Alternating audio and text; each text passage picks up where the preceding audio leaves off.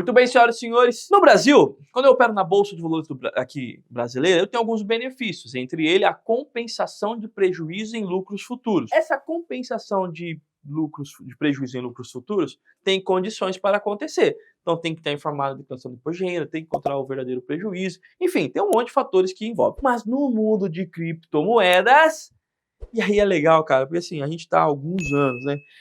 E eu já mudei várias vezes a forma de apurar os resultados em criptomoeda. Eu já passei em fase que eu compensava o prejuízo, aí depois eu já passei em fase que eu não compensava prejuízo, aí eu compensava em uma parte, eu não compensava em outra. Aí você pode perguntar, por que, Luiz Fernando? Porque foram constituindo instruções normativas e situações que a Receita Federal aceitava e outras não. Como não tem uma regulamentação clara, como criptomoedas ainda está em processo de regulamentação, tudo é por estimativa, tudo é pela aceitação, interpretação. Então, no passado, tinha situações que dava-se a entender que poderia compensar. Eu compensava, a Receita aceitava. Ok, só que chegou um momento que a Receita parou de aceitar e começou a notificar. Naquele momento eu tive que mudar. Concorda comigo? Então a gente vem sempre assim, acompanhando, buscando, tentando identificar. E nos últimos tempos, depois de 2019, 2018, que é 2019, a partir de 2019, a gente então teve já um posicionamento da Receita, tivemos algumas fiscalizações que eu precisava resolver, e aí a gente tirou a compensação das percas dentro do mês. Porque aqui no Brasil, assim, você perdeu janeiro, você pode compensar em fevereiro, beleza? Muito bem. Eu não fazia isso. O que eu fazia? Primeira operação, perdi 100. Segunda operação, ganhei 200. Então, dentro do mês, eu compensava um pelo outro para pagar a diferença positiva. Entendeu? Nesse momento, não pode fazer isso mais. Então, como é que faz? Perdeu, atualiza a carteira, teve lucro, paga imposto. Fernando, não é justo. Não é mesmo. Mas a gente não trabalha com justiça, trabalha com legislação. É assim que a Receita funciona. Bom, aí você pode perguntar, eu não concordo, eu não acho certo, nunca vi isso. Eu tenho mais, bom, acho que de criptoativos, hoje eu devo ter uns 1.400 clientes, tá?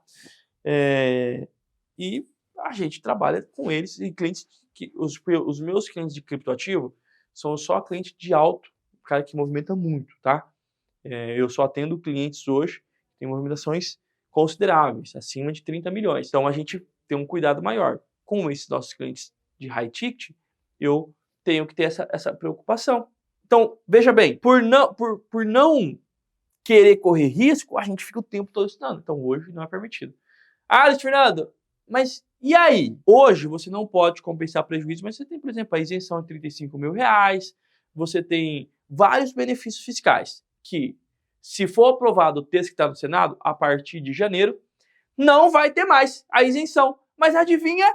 Vai poder compensar prejuízo. Olha, é uma loucura, não é loucura? Então uma hora muda, uma hora muda. Então, se for aprovado, vai poder compensar prejuízo, mas a partir de janeiro de 2024 até 31/12/2023, não é permitido compensar prejuízo.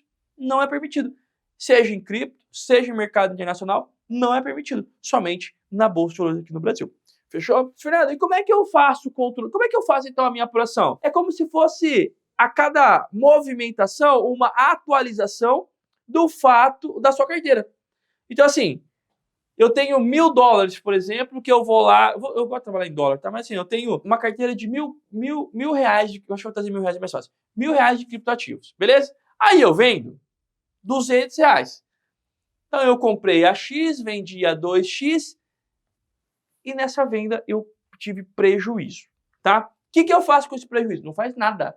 A única coisa que você vai fazer é atualizar a sua carteira. Em vez de ter 1.000, ter 800. Entendeu? Então agora eu tenho 800... em que está constituindo minha carteira. Se desse 800 eu liquido com ganho, por exemplo, de 800 eu vendo por 1.600, ou seja, dobrei o meu capital, eu vou pagar um imposto sobre os 1.600. E aqueles 200 se perdeu. Então, nas perdas hoje, o que você tem é uma atualização de carteira, atualização de saldo e acompanhamento entre resultado positivo. Quando tiver resultado positivo, nós vamos pagar um imposto.